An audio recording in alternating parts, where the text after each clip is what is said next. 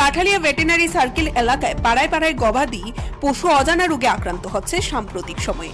স্থানীয় গোপালকদের দাবি অতি দ্রুত চিকিৎসা সহ ক্যাম্পিং এর ব্যবস্থা না করলে গ্রামীণ এলাকার গবাদি পশু রক্ষা করা সম্ভব নয়।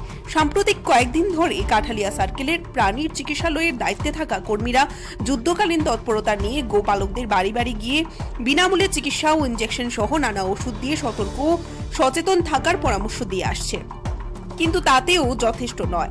এতেও আশঙ্কা থেকে যাচ্ছে। উত্তর মহেশপুর পঞ্চায়েত এলাকার ৩ নং ওয়ার্ডের অসীম মজুমদারের একটি বাছুর ৮ই সেপ্টেম্বর এই জাতীয় রোগে আক্রমণে মারা যায় এবং শুধু অসীম মজুমদারেরই নয়, একাধিক পরিবারের গবাদি পশুর মৃত্যু ঘটছে।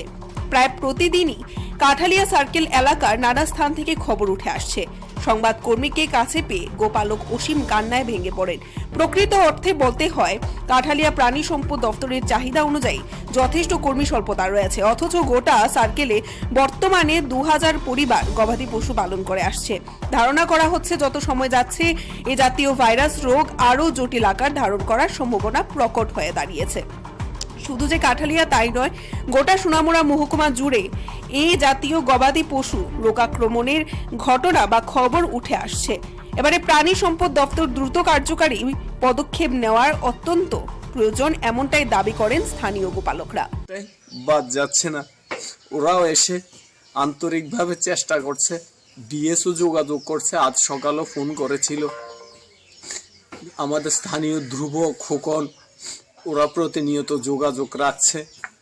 ধ্রুব এসে সকালে এটাকে ইনজেকশন করে গেছে। খোকনকে ফোন করেছিলাম, এই যে খোকনও এসেছে। ওরা স্থানীয়ভাবে থাকাতে চিকিৎসা পরিষেবাতে কিছুটা মনে শক্তি এবং সাহস পাই। ওদেরকে ফোন করলে ওরা কখনো বিরক্ত হয় না। অসংখ্যবার ফোনে বিরক্ত করে মনটাকে সান্ত্বনা দিতে পারছি। এটা তো বুঝতে পারছি না। সারা শরীর, এরপরে গায়ে গোটা গোটা হয়ে যায়, পা ফুলা থেকে খাওয়া দাওয়া বন্ধ, প্রচুর জ্বর। অ্যাকচুয়ালি এখন তো সারা ত্রিপুরা রাজ্যের মধ্যে আমার নাম খোকন নোয়াতিয়া, আমি সিনিয়র এআরডি অ্যাসিস্ট্যান্ট। তো আমরা তো দেখতেছি সারা ত্রিপুরা রাজ্যের মধ্যে এলএসডি মানে রোগ প্রাদুর্ভাব হয়েছে।